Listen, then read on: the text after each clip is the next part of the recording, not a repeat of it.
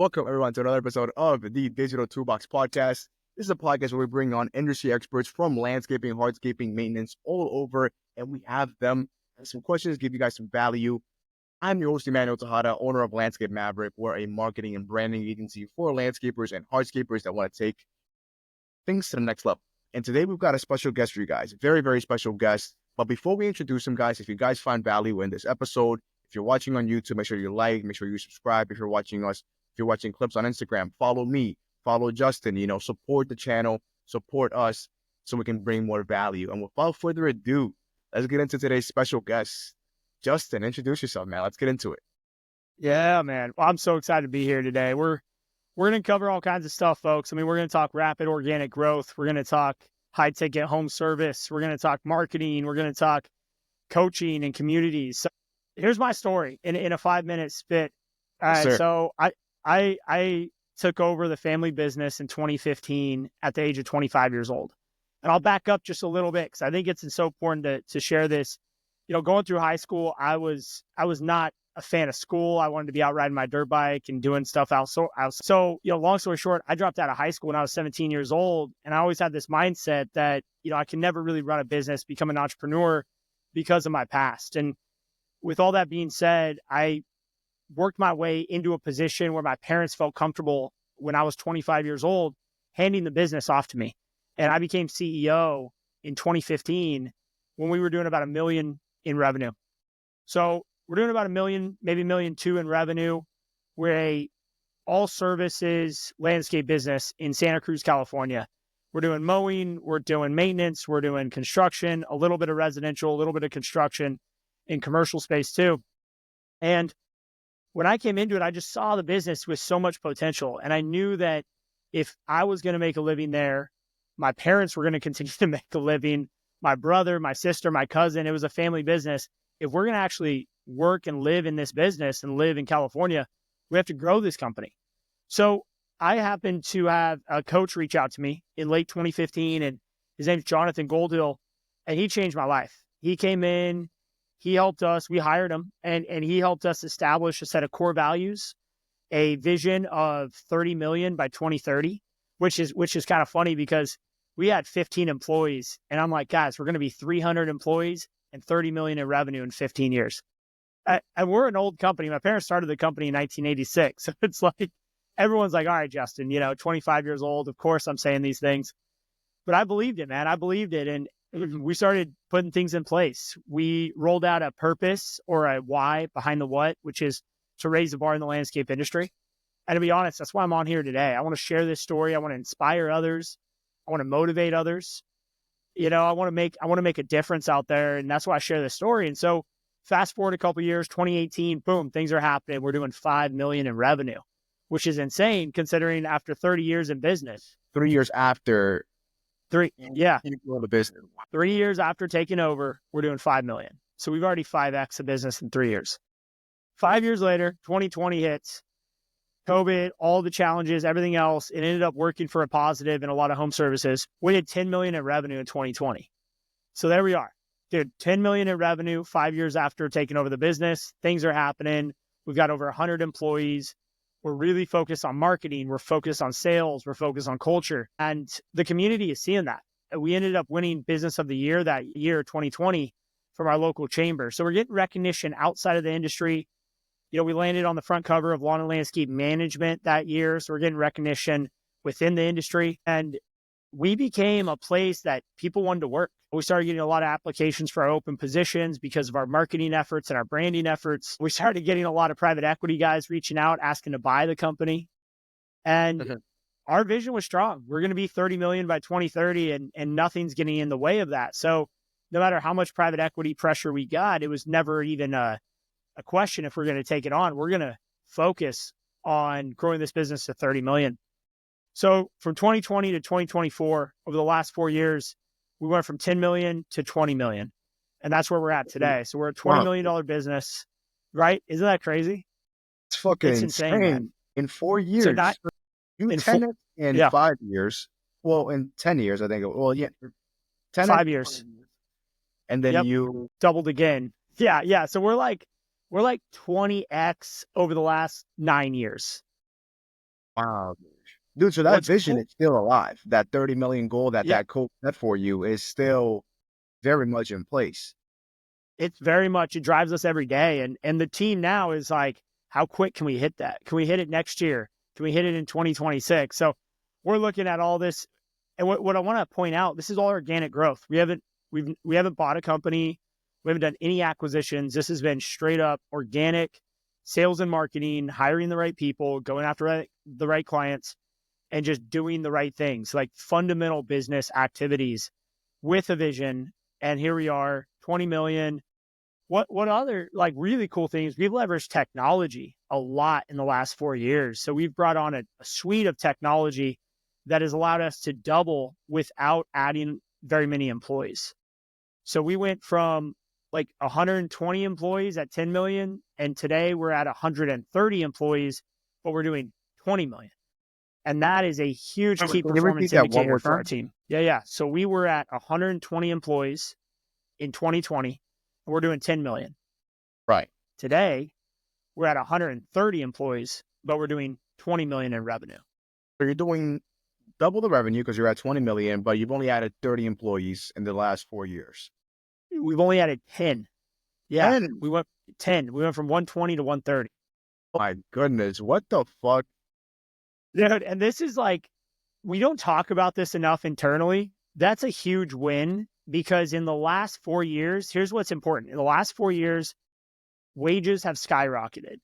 And I'm a huge fan for that. I want our team to be making double what they're making, right? I think $15 an hour for a mowing person is way too cheap. I want them to be making 25 or 30 an hour. So I as we've been able to embrace the newer wages with COVID and everything that's happened, inflation, whatever, we've increased our prices consistently. And what that has enabled us to do is our team is making more money and we're doing more revenue for every employee in the business because we've adjusted our pricing structure. We've adjusted our efficiencies. And that is a huge key part of many businesses that people miss is pricing strategy and how to dial in your pricing strategy. Wow, dude, Justin, you have said enough, dude. You have got us hooked in.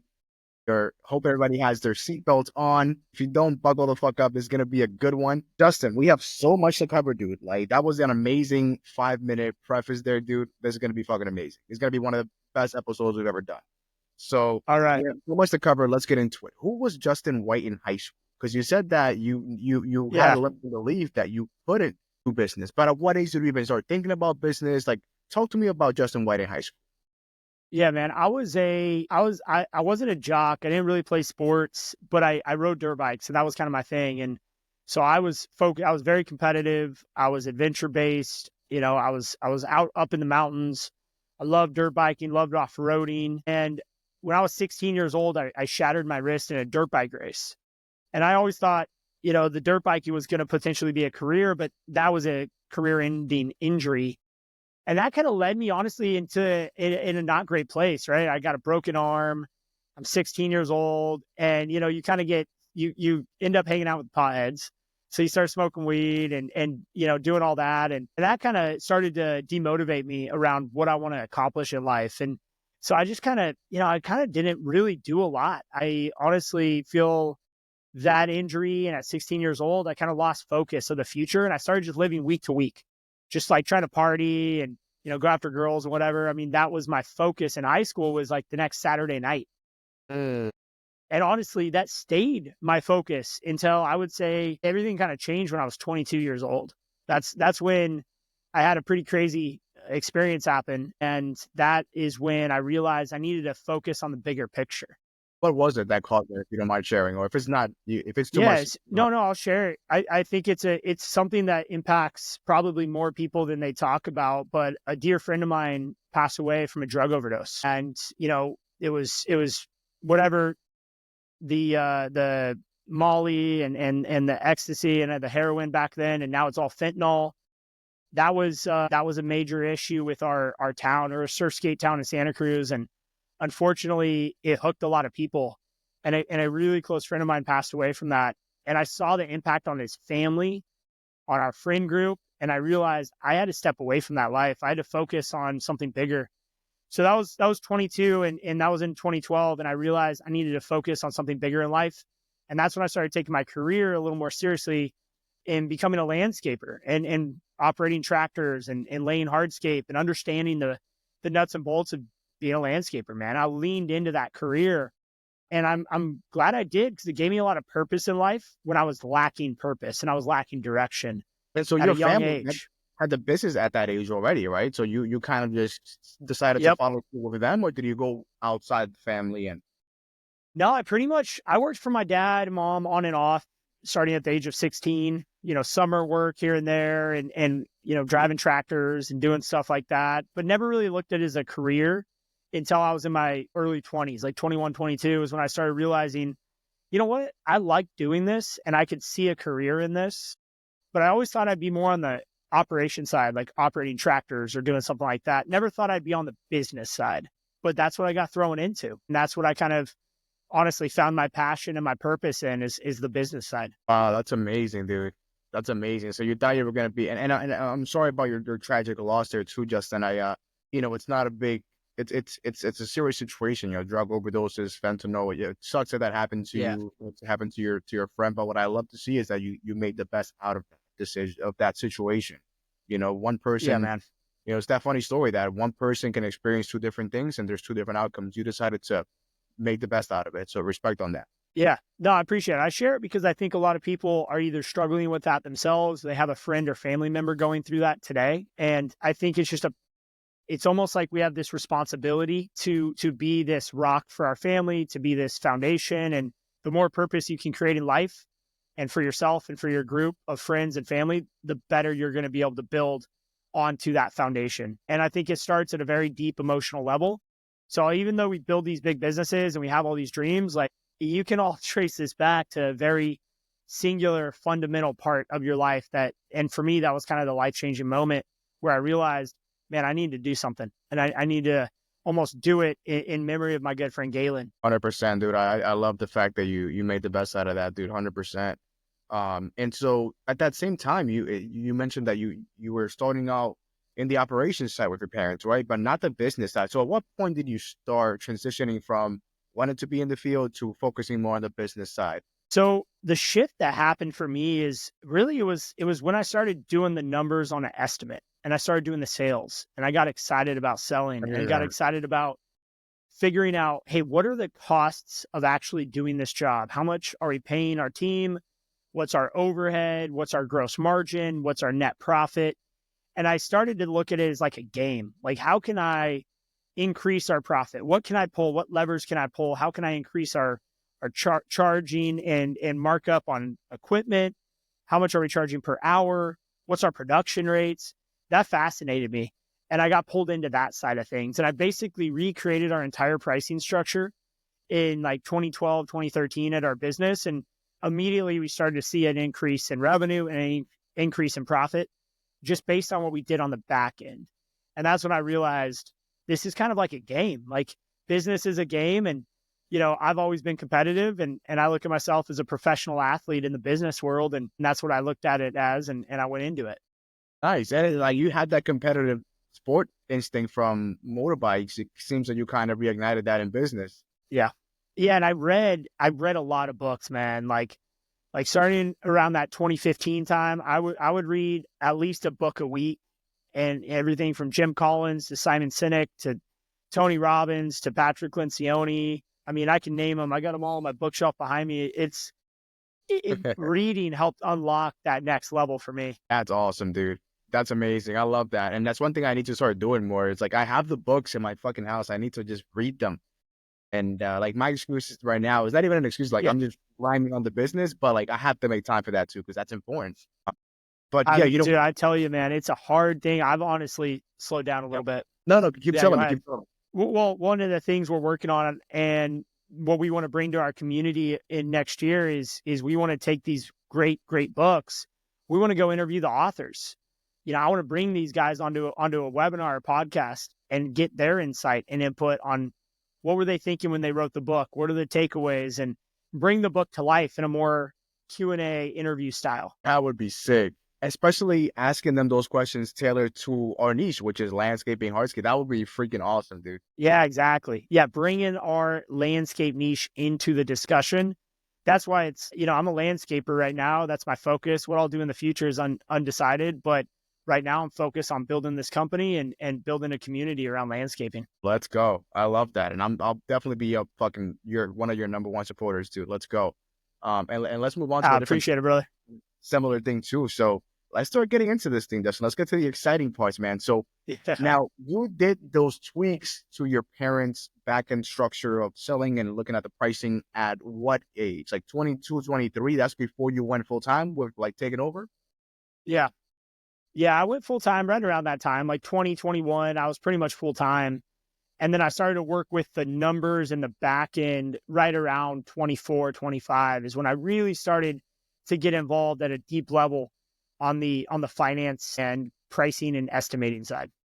Nice. And so is that after you made that change, I'm sure your parents were like, oh, we know a bit more than you. We've been doing this long. I'm sure there was some sort of skepticism there.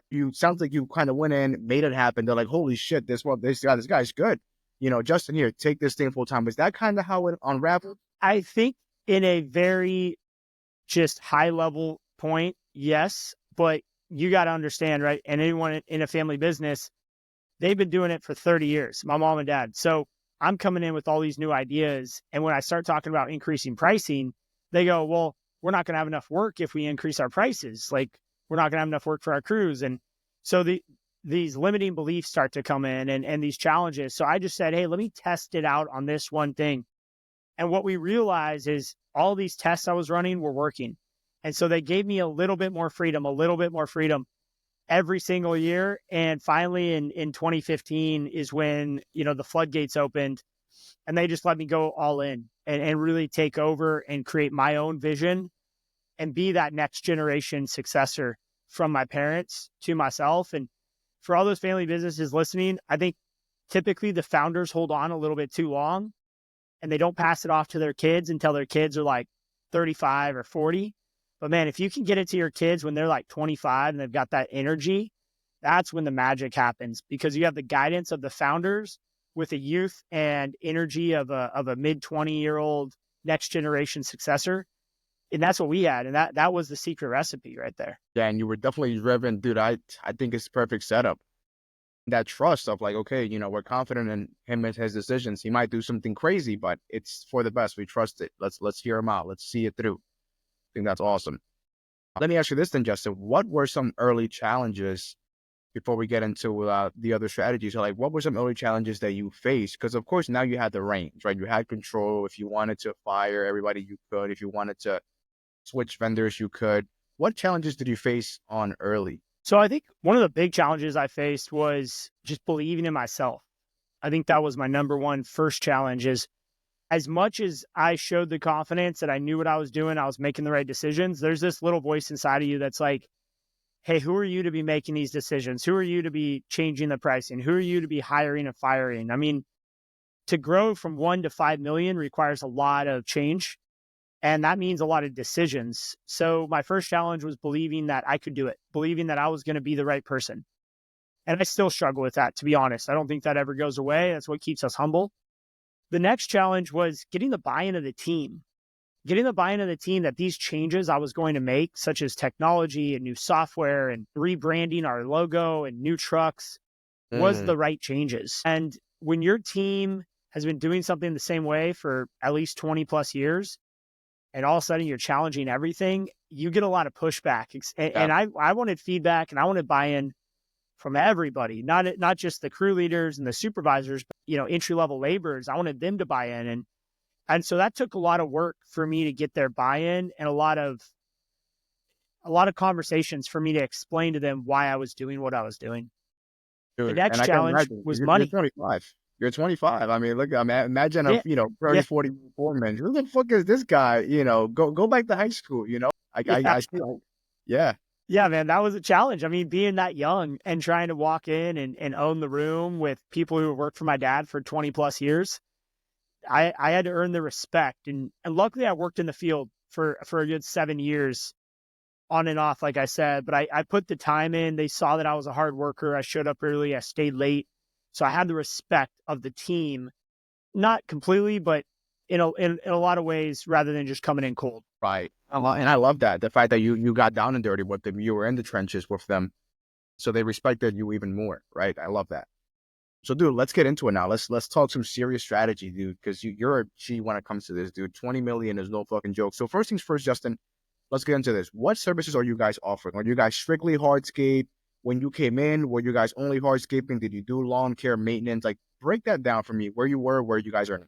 Okay, so when I started, we were probably about 30% maintenance and then 70% mostly commercial installation.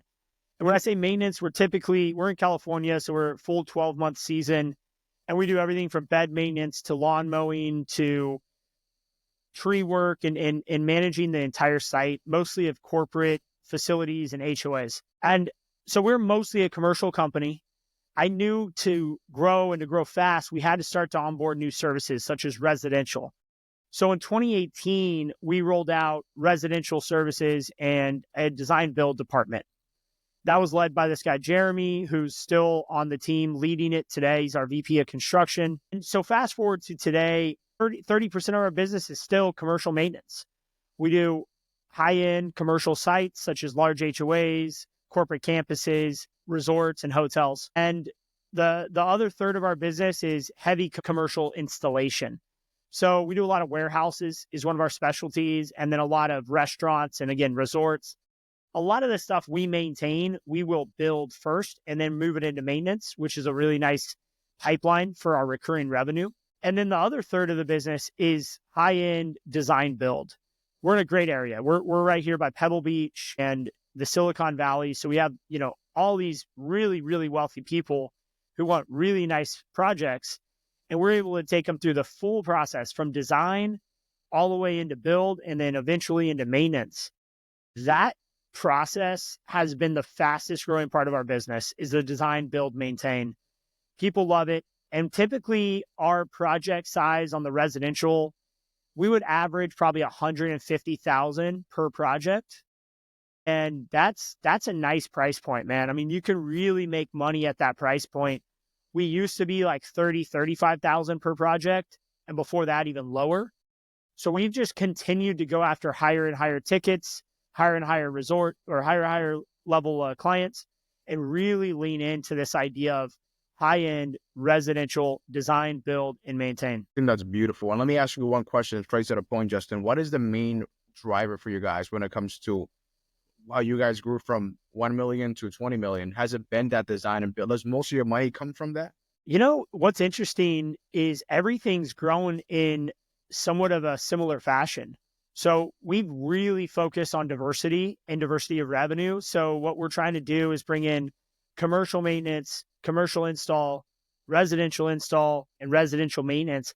And guys, it's not easy to do all this under one company. And I don't necessarily recommend that because you're trying to be a lot of things to a lot of different people. So if you're not big enough to divide your companies into different teams, you end up trying to switch a crew from residential to commercial and then from maintenance to install. It's not the way you want to do it. So, if I could go back, maybe we would only focus on one area. But today, having three different revenue streams has been really good for us. What's led to the most growth, like I said, it's come from all different areas. But what continues to just drive us forward is the marketing side of our business. And we are almost 100% inbound leads. We do very little business development and outbound sales because of the brand we built. Yeah. So we average like 25 to 50 calls a week for new opportunities. And I want to take this onto the other side too. And I know we're going to talk about this, but we average 120 applications or more for every open position we open for hiring employees. So we get a lot of activity and inbound flow from marketing in terms of employees, but also for our clients. I was going to ask you about that too. And it's crazy because everybody watching. So Justin owns, the name of his company is K&D Landscaping, right? Over in California. K&D Landscaping. Yeah, K&D Landscaping. When I went to the website, dude, the call to action is apply now. It's not get a free quote. It's not, So that shows the status of where you're at. You're not even trying to make it clear that, okay, we'll do your project. Of course, you guys will take the project on, but it seems like your website right now is aimed at bringing on more talent, which I think is insane. We're looking for the best. Yeah, I'm glad you picked up on that, and that's intentional.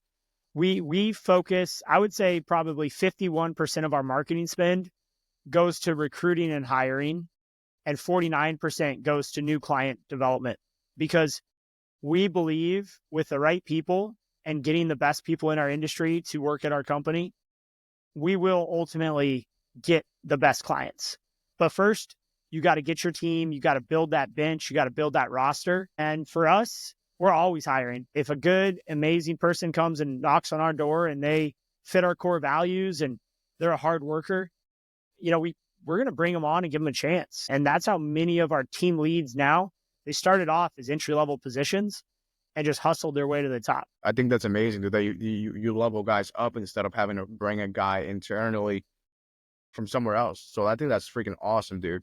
But dude, let's stay on that same topic then, which is, the money side and the marketing side. So most of your guys' leads are inbound leads, right? So that's what referrals, that's people looking you guys up organically on Google. Like, would you consider that inbound as well? Like the SEO aspect, the branding aspect? Yes. So we figure inbound is anyone who finds us organically. And we don't do a lot of ads or ad spend, but anyone who is referred to us, anyone who finds us on Google, social media, LinkedIn, any of those resources and platforms, they'll call our office or they'll submit online, however they get into our funnel.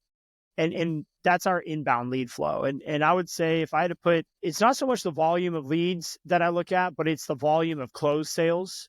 And I would say that the highest volume of closed sales comes from referrals, because those people are warm, they're ready to buy, and you just got to give them an opportunity to say yes. Where when people are calling you from Google, they're probably calling 5 or 10 other companies. And you got to race and get them a phone call, get a meeting, get a proposal in front of them. A referral is usually coming to you because they've already decided to work for you, and you've just got to give them a reason to hire you versus having to go out and re-educate them. They've already probably been educated around why your company's a good fit for them. Nice. Yeah, and 100% agree. Yeah, it will be a problem if the closing rate was the lowest with referrals, because I'd be like, what the hell, dude? Like, this company trusts you, they know who you are, they want to work with you. Like, give them the opportunity, like you said, to say yeah. So that's pretty cool there. And so right now, I mean, do you guys do any outbound marketing at all or advertising? And is it done in-house, what you guys are doing, or do you guys outsource that to an agency? How does that help you guys? Yeah, we recently went to an agency about a year ago because we just started to spend our marketing spend we're shooting for about 3% of revenue. So, we're shooting for about a $500,000, $600,000 a year spend on marketing, which is hard to do internally. So we actually had to hire someone to help us spend money and really get that money spent efficiently. That has been really, really strong for us as far as turning on ads, targeting certain markets, targeting certain clients. And then we rolled out a business development team about a year ago as well. It was September of 2023. And it was really our first full-time salesperson that we really had any success with. And so now we have 2 full-time salespeople who are outbound, knocking on doors, going to networking events, really trying to drum up business, which is a new thing for us. Like, we grew to 20 million with really out a sales team. So I'm super excited to see over the next year, now that we have a sales team and we're investing all this money in marketing. I mean, I wouldn't be surprised if we're 40 million in the next 2 or 3 years based on what we're seeing. Dude, you got a 2x again, dude. That is fucking insane. But I love the progression, dude. I fucking love the progression, because it's not like you just said, I came in and then I hired a sales development guy here. I went with this agency here. We started paying this guy for advertising. We started paying that guy for email marketing, this guy for door knocking. You guys did it over time. You're adding more systems, more ways of bringing in revenue as you grow, which I think is freaking amazing. You hit on it, Manny. I mean, what we focus on, and I talk about this, is we want to fire BBs and then cannonballs, or bullets and then cannonballs. The idea here is I want to try a bunch of different things very lightly and with very little investment. So we're going to try, like you said, all these ideas. Like, We're going to do door knocking. We're going to do flyers. We're going to do mailers. We're going to do door hangers. We're going to do direct calls. We're going to do email marketing. We're going to do 10 different things. And we're going to do each one a little bit. We're going to measure the results. And then when we get the results, we realize, okay, for some reason, the mailers is having the best penetration and push through. So we're going to take all of our money and we're going to stop doing all those other things and do all mailers for the next month and just go all in on one solution. We're going to dial that in. We're going to figure out our process. And once that's figured out and then we automate that, we'll then do that same test and we'll do it again. And we'll test another 5 or 10 strategies. Sometimes the ones that we tried that didn't work for previous, we tweak them a little bit. We try them all. We find what works and then we go all in on that. But what we're doing is we're constantly adding and building on top of our system. And as we build, we ensure that we automate and systematize what's working. And then we can go to the next thing. And then we get that working and automated and systematized. And then we go to the next thing. So it's very much of a progression and a disciplined approach where I see so many business owners, especially those trying to go from, 1 or 2 million up to 5 or even 10 million. They try to do everything at once and they end up not making any real progress in one direction. So if I could go back and redo it, I would do more disciplined approach and less of a full court blitz. Just focus on one thing and do that really well, automate it, and then move to the next. And then just repeat, rinse and repeat, rinse and repeat.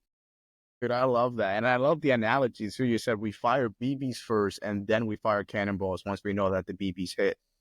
I think I've never heard that before. I think it's a beautiful analogy. Yeah, it comes from Jim Collins. He's an author. Great author. But the idea is you want to get your aim figured out. You want to figure out the wind and the direction. And once you get all that dialed and you're hitting the target every time, then go and put the big cannonball in with all the gunpowder and shoot your shot. You know what I mean? Exactly. Dude, I love that. I really, really do. I'm going to have to steal that analogy from you. I'm going to start using that. Awesome. Hey, call it. Yeah, let's do it. Yeah, I'll give you some credit. I'll throw you a bone, though. I got that from Justin White, K&D Landscaping. But I like that, dude. I appreciate you hitting on that topic there. And you said 3% is the marketing budget of a $20 million landscaping business. Exactly. That's what we're shooting between. So on the low end, 1.5% of revenue. On the high end, 3% of revenue. Just depends on that's the ad spend? The balance. Yep. That's everything. That's all in on marketing. But that includes every door direct mailers, that includes paying the agency, that includes the ad spend for the agency, and then the sales reps too, or is that included in there too, or? The sales reps are not included in that. So this would just be marketing. Nice. Okay. Exactly. Awesome. Interesting. Very, very interesting. I like that. I like that a lot. And so what does the workforce look like of a $20 million landscape business? I mean, how many guys? I know you said you're about at 130 right now, but what roles? I mean, how many field guys do you guys have? How many foremen do you guys have? How many project managers? How many internal staff? What does that look like? What does that organization chart look like? Yeah, it's such a great question. I think this is a challenge a lot of businesses struggle with as they start to grow. And I call it superhero mode is when you're going from 1 to 5 million, because you have yourself and then a bunch of helpers. And like my buddy Dylan, he runs a concrete company. He's got he's got 2 project managers and a helper in the office. And that's kind of it. And they're going to do 5-6 million this year. But he's he's working hard because he's in superhero mode. So when you go from 5 to 10 million, you got to create a leadership team. And that's what we did is we created a leadership team. And then when you go from 10 to 20 million, you don't have to change too much. Once you're at 10 million, you've kind of set your company up. So let me talk you through and walk you through what we look like today. So I'm the CEO. I'm at the very top. I have basically two direct reports. One is my chief operating officer, John. The other is my director of administration, Jessica. So let me start with Jessica. So Jessica oversees our HR team, which we don't call it HR. We call it employee success. She oversees our finance team and our marketing team. I know, right? I like that.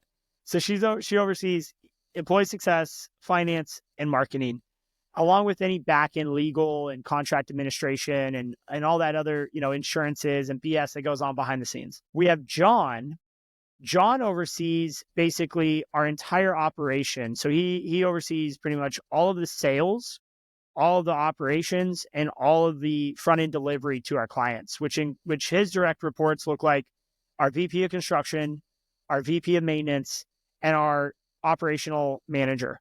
So operation manager oversees the mechanics, the trucks, all the equipment management, the fleet, the facilities.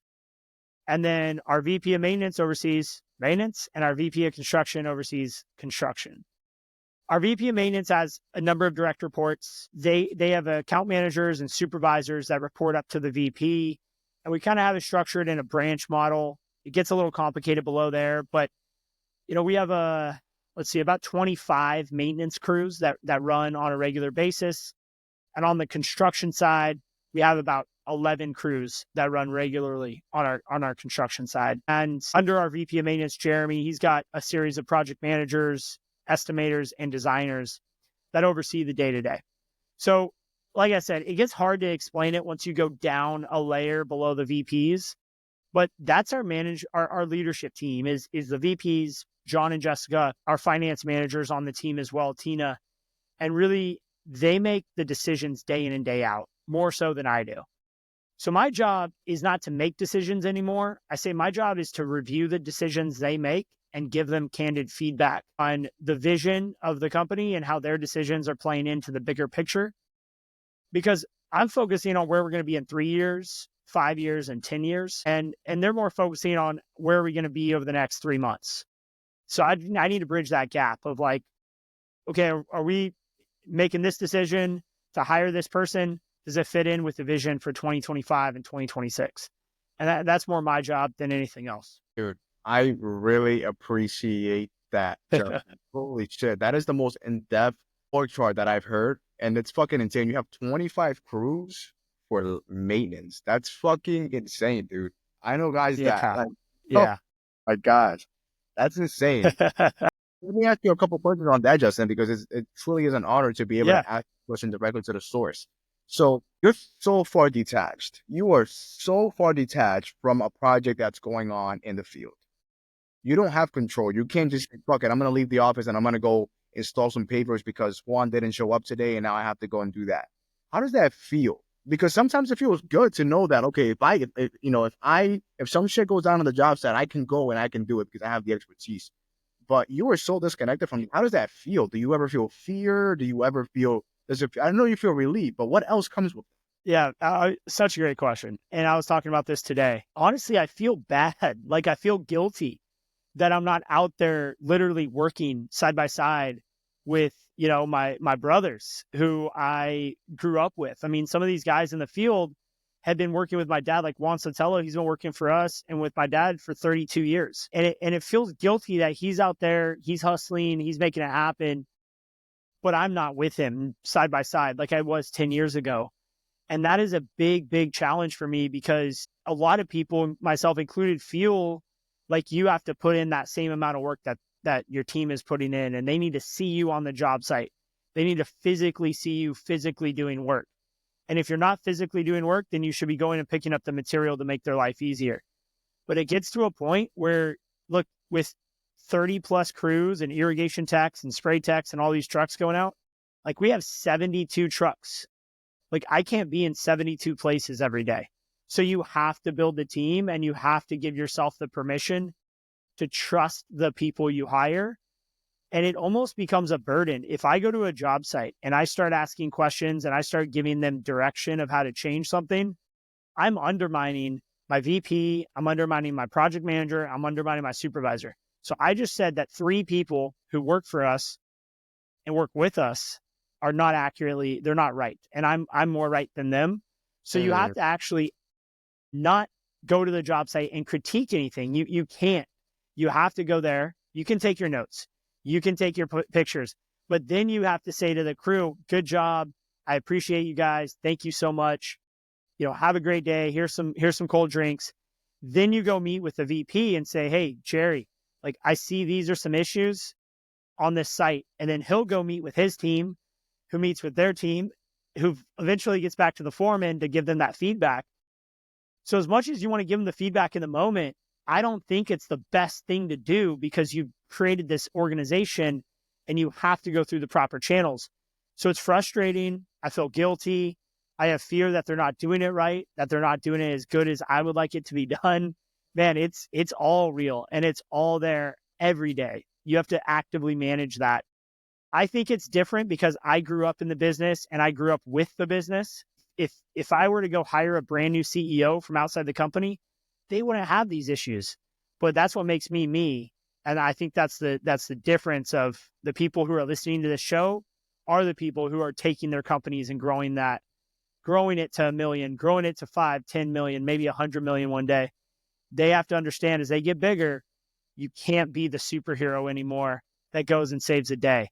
You've got to build a team of superheroes to handle it for you. Wow, such a fucking amazing answer, dude. Holy shit.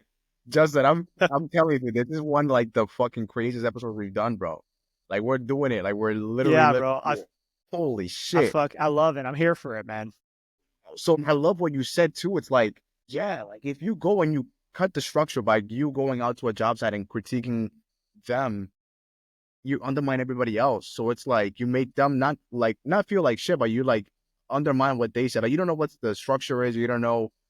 And there's so many things involved too, dude. Like there's so many people. Like you said, you're talking to your VP. Your VP is talking to the head of construction. The head of construction is talking to the foreman. The foreman is talking to the project manager. The project manager is talking to the guys in the field. Like how does that work? How does the message not get convoluted on the way down? Does that ever happen? For sure it happens. I think you have to set in the right systems and procedures. We always talk about scaling the company through systems, not scaling the company through people. So I want to be clear, people are the number one success factor that you will have in growing a business. You have to have the right people, invest in those people and give them your trust, but they have to be able to have a system that they operate on. It's just like when the police, they have a code on the radio for anything that were to happen, right? Like armed robbery in progress or like a carjacking, whatever it is, they can say the code. Everyone knows not only what that means, but how we respond to that issue. And you need the same thing within your business. You have to have a code of conduct and you have to have a system and a SOP or a standard operating procedure for everything you do, from sales to marketing to estimating to finance, and most definitely to installing and maintaining the landscape. So once you systematize your business, you shouldn't have to be sending messages down the organization. It should just operate as long as you have the right people and the right systems. I mean, things are going to happen, shit's going to happen, but for the most part, it should run pretty well. And if it's not running pretty well, you either have the wrong system or the wrong people. And once you fix that, you're back in business, man. You shouldn't be having too many issues. So if people are having issues at scale and you have employees and you're having issues, you either have the wrong employees or you have the wrong systems. And I would first look at systems before you start firing employees. Like let's make sure the systems are good. And then we can look at the culture and the employees. Yeah, dude, that's such a golden nugget. It's either systems or it's the people. I love it, dude. And so let's talk a little bit more about that, Justin. You know, systemization, what you guys have in place. And it's crazy because you guys have literally, the beauty of your story is that you were there when the company was 1 million. You were there before it was 1 million. You were there now at 10 million and 20 million. So like you've seen this thing evolve. Like it must feel so amazing of what you built. So how have you guys, like, what are some of your systems? Like, what does that look like? Where is it stored? Is it a Google Doc? Is it a SOP? Is it a video? What does that even look like for a $20 million company? So, this is an area that we need to improve on at our company. And I think this is such a good thing. I'm so glad you asked this question. I listen to a lot of podcasts and I just feel like a lot of people say how good they are and all these things that are going well. No, man, the truth is we have a lot of things, even at 20 million with high profitability, that we need to improve on. And one of those areas is our document storage, our system storage, and our SOP access. We have built so many SOPs that are buried in some Google folder that like you have to click through 5 things to get to it. No one's getting to that. No one in the field is getting to that. So our big issue right now is we are very reliant on the fact that most of our team has been here for a long time, especially at the leadership level. So they just know the system, and we've done things the same way for a long time. So they understand and they know the system. As far as it being documented, it's probably documented, but it's probably not easily accessible. And there's probably an old video that we recorded 3 or 4 or 5 years ago. It's kind of like outdated. One of the things that we have on our list of improvements we want to make in 2025 is automating our internal school. And we want to create a school community. 1 second. Sorry about that. So we want to create not so much a school community. We want to create a school internally with our company that is basically going to be a in-house, like we're looking at some different softwares, but we want to create a school that's going to allow our team to go in and learn at a rapid, accelerated pace to advance through the organization. So we want them to be able to advance and learn new ways of doing things. And so we want a entry-level technician to be able to become like a certified water manager or grow into become an account manager or project manager within a few years, and leveraging the knowledge we have internally by automating our training. And so we're looking at some different softwares, some different communities. We mentioned school community, right? SKOOL. Like we're kind of taking that same concept and trying to create that internally within our company to share our knowledge and share ideas to accelerate learning at a deep level. So, I mean, I say all this to say our systems need improvement, but we're working on that. And that's one of our big goals for 2025. We do have systems. They're just not easily accessible. Nice. And I appreciate you being open about that, Justin, because it shows that even a $20 million company is still looking to improve. It still has room to grow. And you're not afraid to say that. You're not just sitting here with a smile saying, oh, we're perfect. Let me just sit back. Because, we're always trying to grow. We're always trying to improve. So respect on that. But I like what you said, but I also have some fear around that too. Because before I started my marketing and branding agency, I worked at an IT company, and the boss was an amazing guy. I actually go to the spa with him all the time. Still, we're like best friends. And so he had an issue where it was like, he had SOPs, but they were difficult to find. It was on SharePoint, which is like Microsoft's version of Drive, shit ton of folders. Nobody uses it, but the senior guys know it, so they don't have to go and check it out. But he still expects new guys that come to the company to go through those outdated documents. And then they get pissed off because like nobody's following the documents. The old guys leave the company and now everything is screwed. He's saying, we have the SOPs. Why are we not following them? So I guess there is maybe a gap there, like not just having SOPs, but like training the team on how to use them, making it easy, making it fun to use them. So I guess there's a big gap in the industry or in business as a whole for that solution.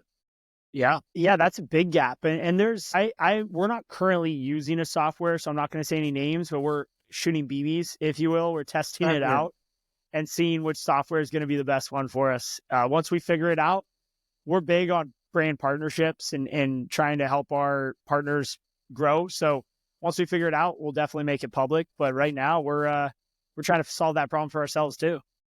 Yeah, dude, 100%. Okay, but so, I mean, the systems have worked though, for sure, because you guys are at 20 million. Shit. Yeah. Yeah, I think it's important to point it out. I mean, even at 20 million and 70 trucks and all these people, I mean, we still every week we go into our meeting trying to figure out what can we improve on? How can we grow? How can we differentiate? And it's just figuring it out as you go. I don't think there's ever a point where you're like, okay, I'm here, I got to figure it out, and my business is in cruise control. I mean, maybe some businesses get to that point, but I don't see ours ever getting to that point because our culture is all about rapid growth and constant improvement.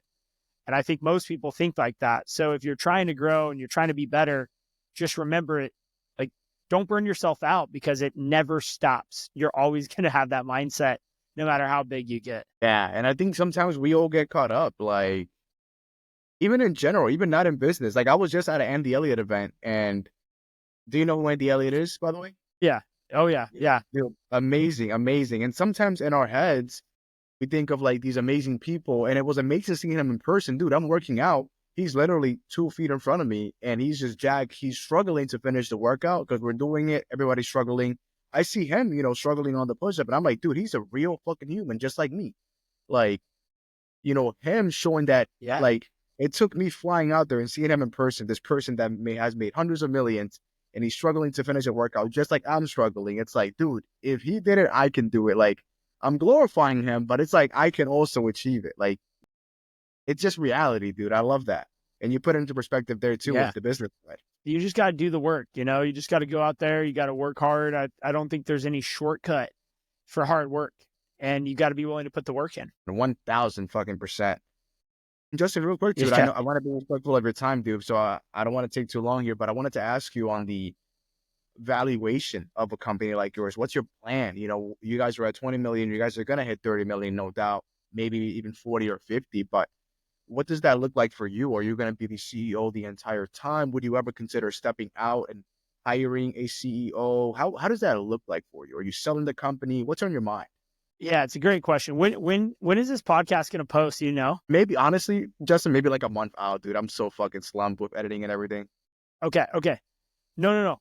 Good. Okay, so I asked that question because I'm rolling out a new vision to my team for the next 10 years, and I want to make sure they hear it first before everybody else. So I'll just speak in terms of big picture. So first off, for K&D, our vision right now is to become a platform of choice for the entire Southwest United States over the next 10 years.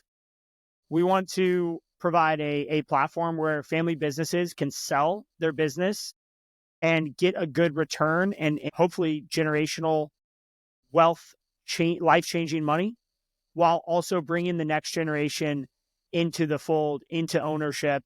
So we're basically trying to do a roll-up of landscape family companies across the Southwest United States, focused towards culture, quality, consistency, and local employee ownership. And we've got a really cool plan for this that is not necessarily the private equity playbook.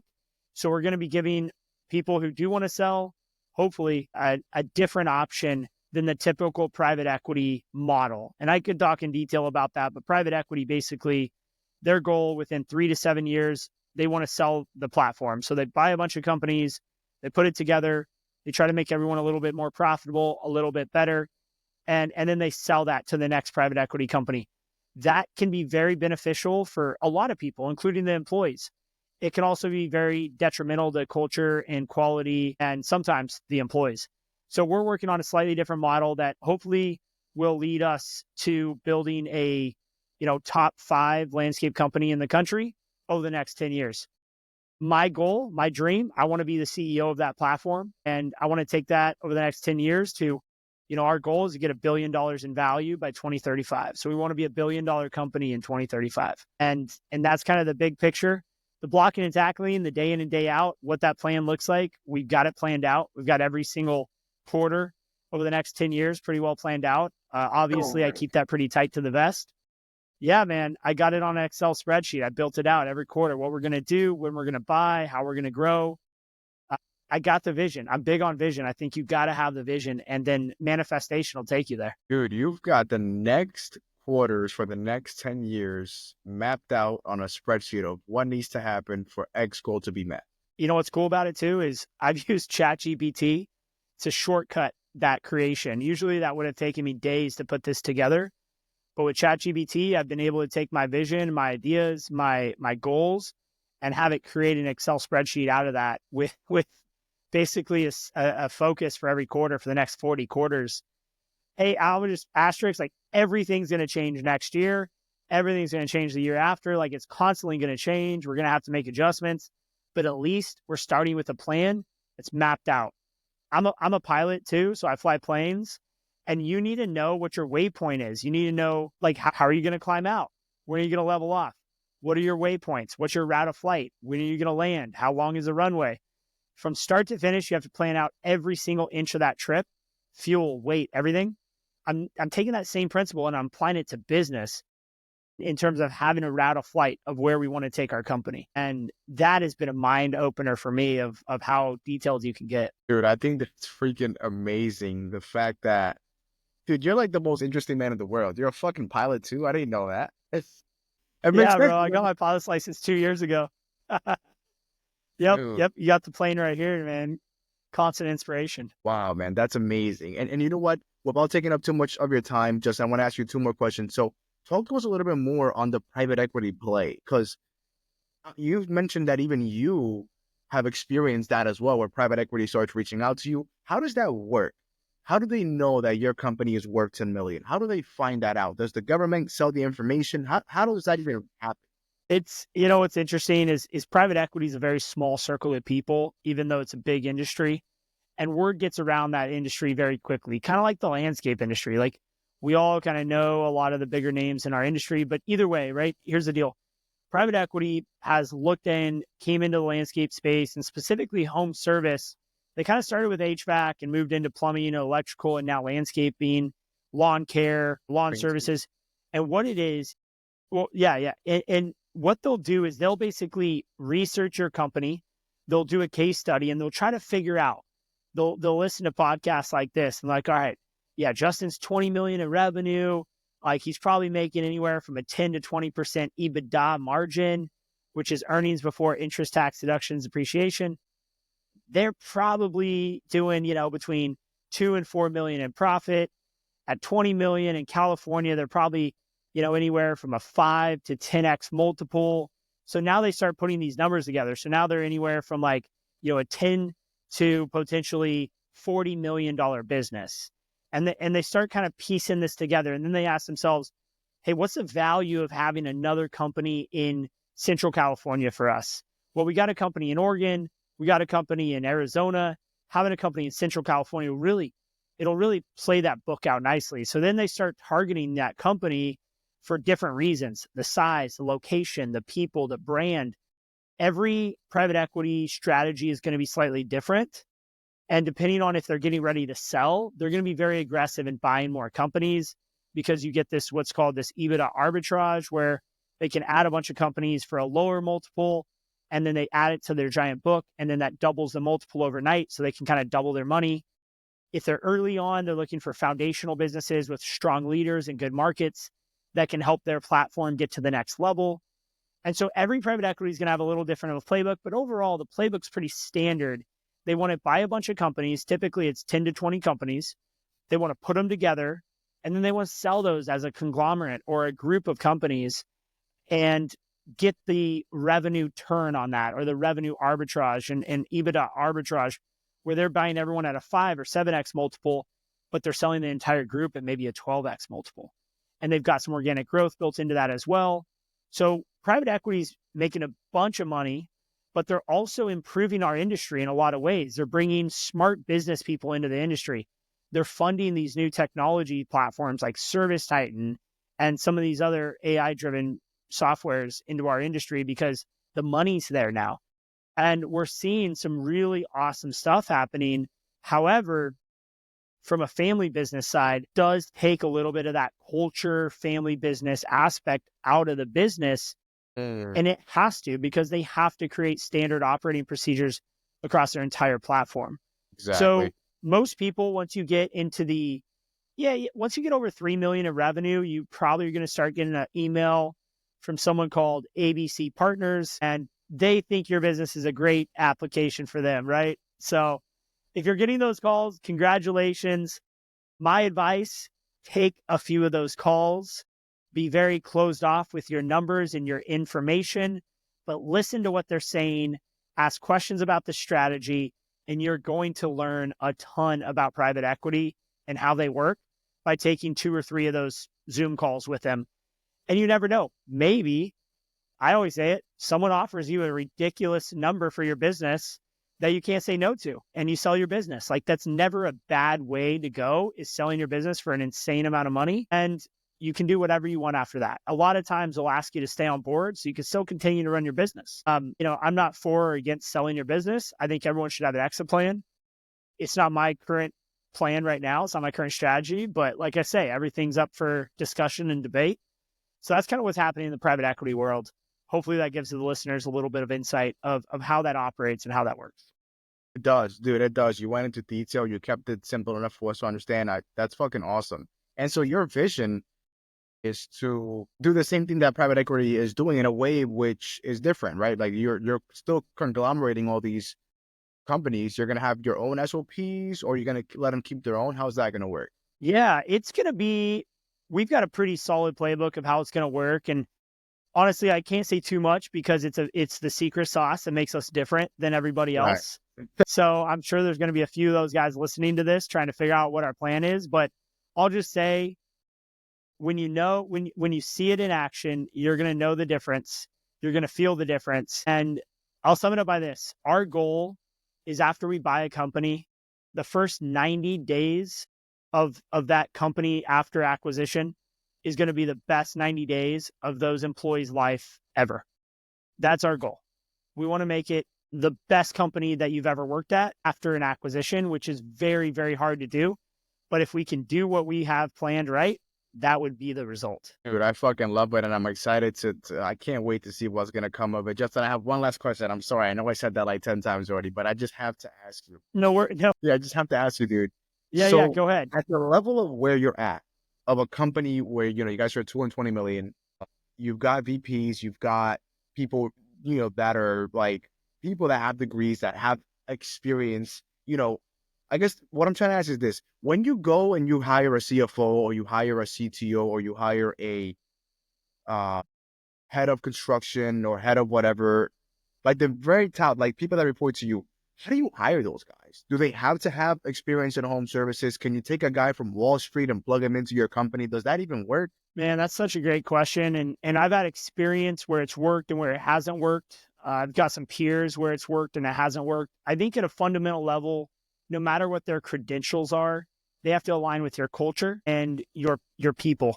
So if they're the best salesperson ever, or they're the best financial person ever, but your core value is humility and they're an arrogant asshole, like, they're never going to work.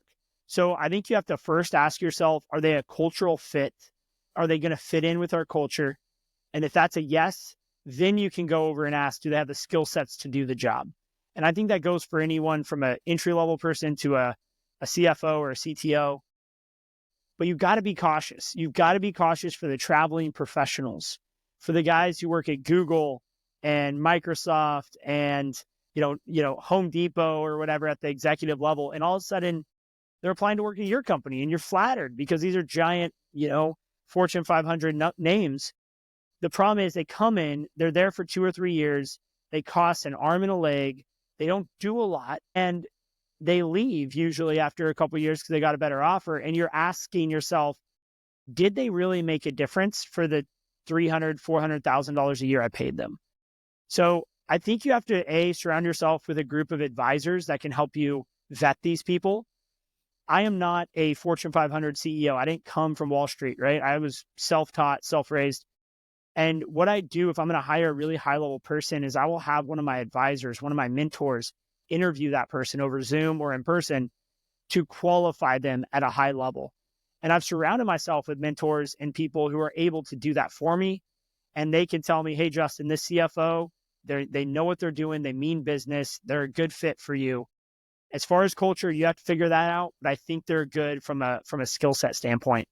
So when you get into that position and you're ready to hire people, you just got to be really cautious and protective, first and foremost, of your culture, because everything flows down from the top. So if you make a mistake at the top, it's going to impact your entire organization. And that could lead to a lot of turnover. That could lead to disengagement, a lot of bad things. So you want to first protect culture, and second, protect your money and not make a bad investment. Manny, that segues into something I want to bring up, and that's the JW group that we're rolling out in January. And I want to kind of plug this if I can for a quick minute. So January 1st, we're opening up a new group, and it's a school community. We're leaning into this competitive nature because that's who I am at the core.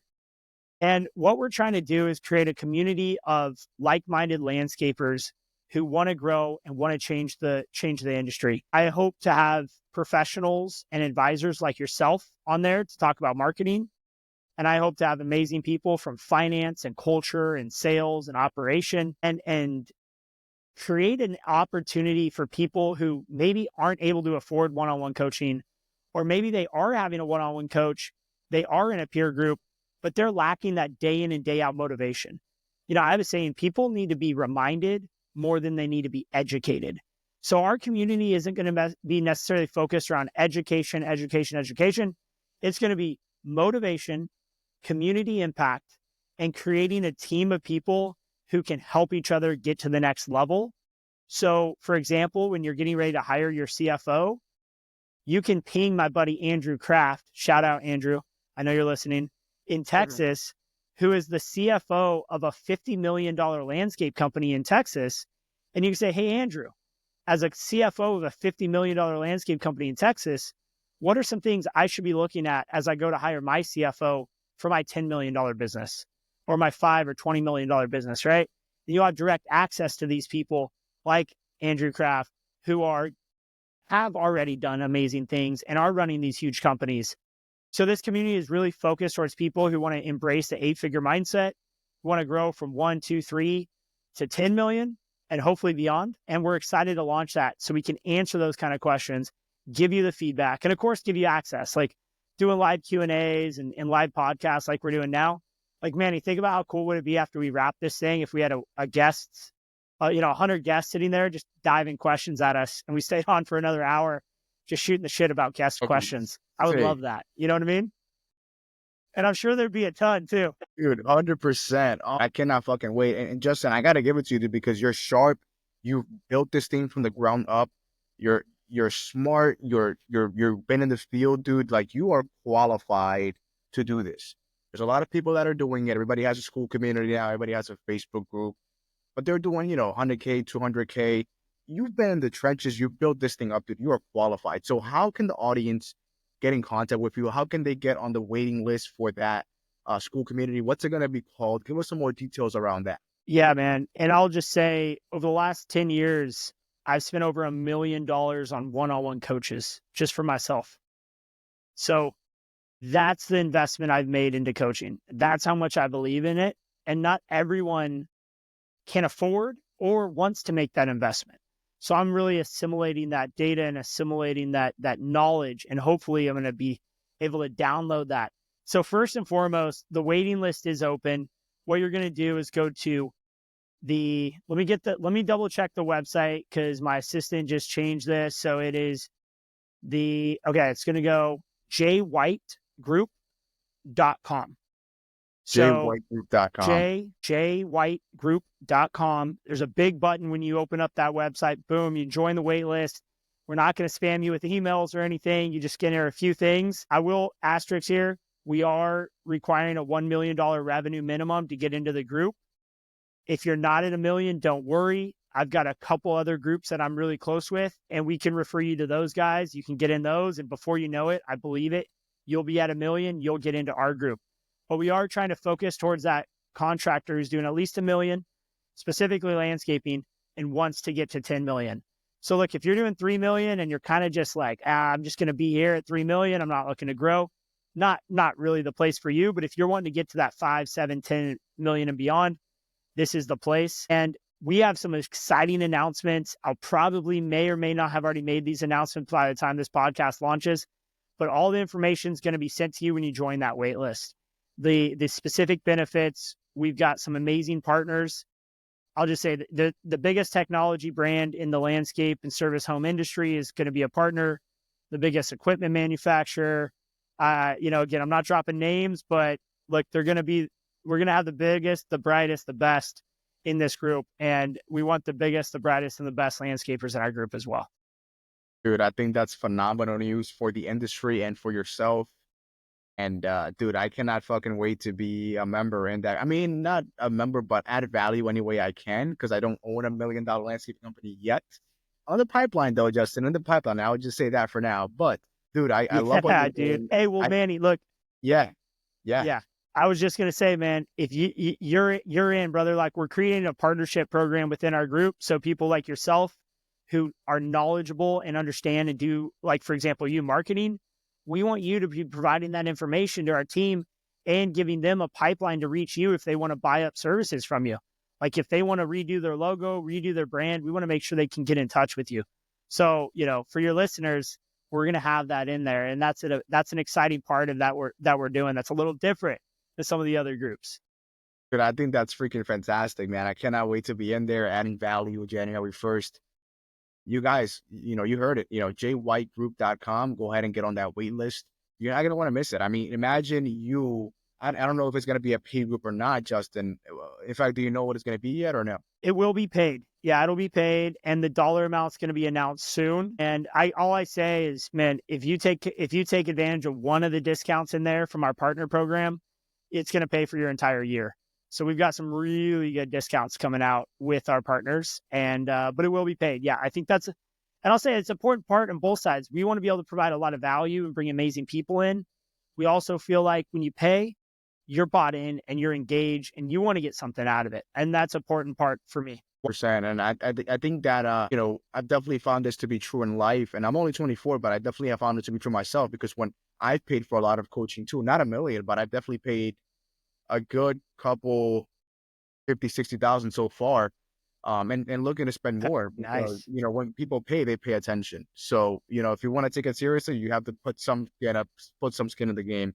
And besides, it's a discount. Whatever the price is going to be, whether it's 100, 1,000, 2,000, 5,000, 10,000, it's a discounted price because you're getting access to your information, Justin, which you paid $1 million for. Somebody can pay X amount per month and gain that much information, summed down into a way they can understand. I think it's a discount either way. %. And like I said, it's going to be all about motivating and inspiring each other. And I know it's that missing piece that I wish I had when I was scaling from 3 to 10 million and from 10 to 20, man. This was the missing piece I didn't have. I made a lot of mistakes. I lost a lot of money. So I'm taking those lessons learned and I'm putting them out there for the public and the community to learn from. I'm trying to fill that gap that I had when I was scaling from that single digit to that 8-figure. Dude, I think that's amazing, dude. And you're qualified and you're driven, dude. I cannot fucking wait for this thing to launch. So Justin, it's been a pleasure to have you on, dude. Seriously, you gave us a lot of value. Guys are going to check out that jwhitegroup.com to join the wait list. How else can they get in contact with you? Maybe they have a question for you. Maybe they want to follow your journey as you do your thing. How can they do that? How can they reach you? Yeah, man. Instagram and LinkedIn are the two areas I'm definitely most active on. You can DM me on either of those platforms. Give me a follow. I'd appreciate it. You can find me on Instagram.